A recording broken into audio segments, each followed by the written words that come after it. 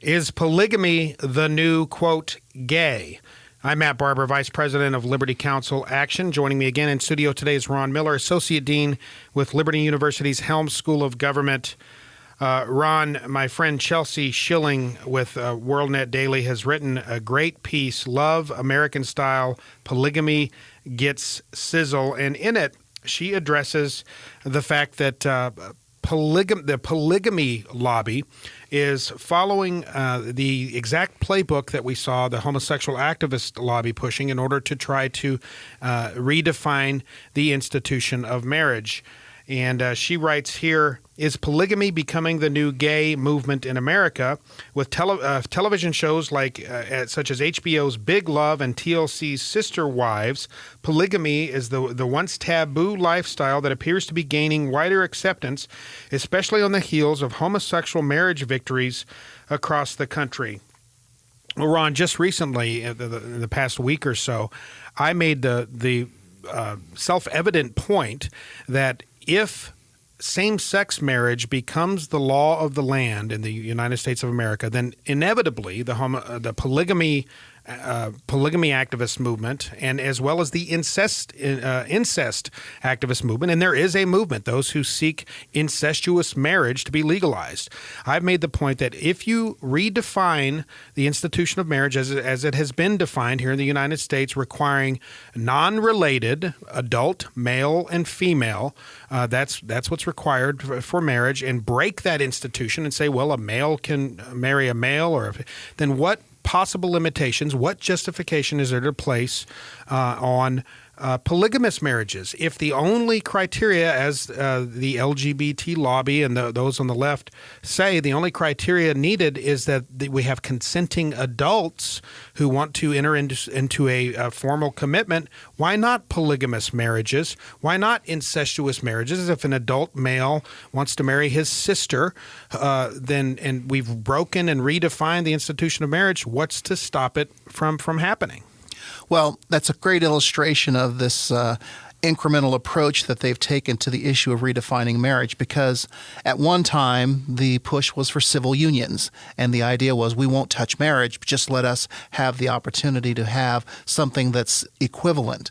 And people said, well, that sounds reasonable, and so we moved to civil unions. Well, that didn't stop the pressure for more change. And in fact, you look at California, which has a domestic partnership law, and legally they have all of the rights and privileges that the state accrues to marriage. But they're still pushing because it's not marriage, and it just highlights the fact that this is not an argument about equivalency, it's about acceptance. It's about the idea of the culture saying that this is normal. And I want to be sure I make it clear. I understand everyone wants to be seen by their peers as normal.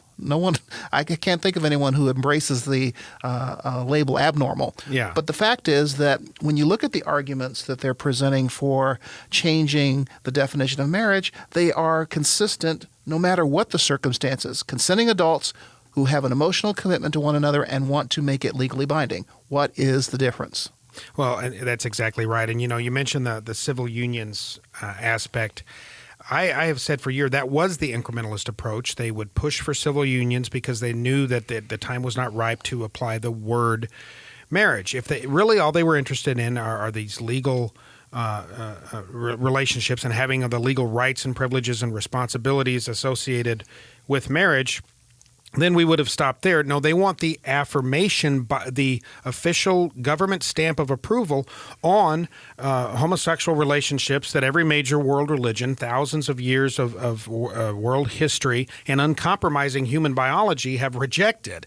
They want that official government stamp of approval. With the civil unions thing, I was screaming from the rooftops at the time, look, that's just a ploy. If you give them a mile, because that's what you're doing, they'll take that final inch. All it takes is an activist judge to say, oh, well, no, that's separate but equal. If you have civil unions, you have to give them the word marriage, that final little step, because it is marriage. Since civil unions are gay marriage, the only difference is in name only. So they've said you have to do that. Well, Justice Scalia with the United States Supreme Court during the Lawrence v. Texas decision pointed out that once we break once we say essentially put that there's a constitutional right to sodomy, which is what Lawrence v. Texas said, then we are saying that we can put no restrictions on any sexual behavior. This opens up the floodgates, he said, for same-sex marriage, as well as polygamous marriage, as well as so-called incestuous marriage, all of these deviant forms of sexual behavior having the official government stamp of approval, marriage, placed on them. And the sad thing about all of it is that it is based inherently in a selfishness, the idea that I want what I want. And the people that are harmed the most by these changing mores and changing definitions are children. We look at the statistics, and I know that recent studies have put to rest some of this idea that there is no difference in the way children are raised when it comes to these different family constructs. We look at the impact on children, and it's just sad, and it's not right because, I always say big people are supposed to take care of little people, and that means making sure that they're raised in a home with their biological mother and father in a loving and nurturing way. And we're depriving them of that with all of these different definitions and things that are going on. And it's interesting to note that when we look at polygamy, they're using many of the same tools that have been used to sort of,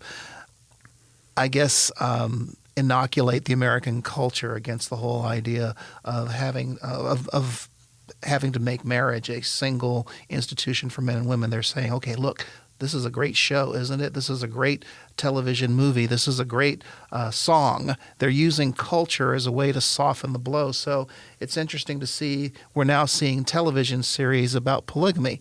When did we see that even a few years ago? It's sort of like the whole topic now of shows where gay characters are featured in relationships, and everybody just goes, "Oh, that's so sweet." And again, we are dealing with the art trying to push life into a direction that God didn't intend for it to go. That's exactly right. And that's why I call the whole lot of these activists that engage in this trying to deconstruct the institution of marriage, trying to deconstruct and really abolish, under penalty of law, Judeo-Christian notions of sexual morality. I call it the sexual anarchy movement because that's what they're pushing for. They're moral relativists. They're pushing for essentially sexual anarchy. Anything goes. If it feels good, do it. That's what we see happening here. And we saw the same kind of thing as they were introducing acceptance of the homosexual lifestyle. Hollywood, the entertainment would come down, and they would try to change the minds of people through entertainment. We see that happening with polygamy as well. So I'll say it again. If same-sex marriage becomes the law of the land, the federal law of the land, it is only a matter of time until federal courts start ruling, well, we have to allow polyamorous marriage arrangements because if all it requires is consenting adults who want to enter into some kind of legal commitment, we have to allow the floodgates to open. That goes for incestuous marriage as well. What possible justification can there be to argue against these types of so-called relationships and marriages once all the justifications for opposing those things have been legally removed? There is no possible argument to be made. And one of the things that you pointed out is the idea that incestuous relationships, polygamous relationships, once you have taken certain things out of the equation, then there is no barrier. And one of the things they take out of the equation is children. Right. Because when you think about it, one of the reasons why incest was always held in abeyance is because of the fact that it could result in children being born who have issues, and that was something that we actually took some care for when it came to how we constructed relationships. We don't care about children anymore. We are more concerned about our own libidos and what it is that it brings to us. Well, folks, God designed marriage and God defined marriage in no uncertain terms throughout the Old and New Testament, and Christ repeated God's definition of marriage as involving one man and one woman.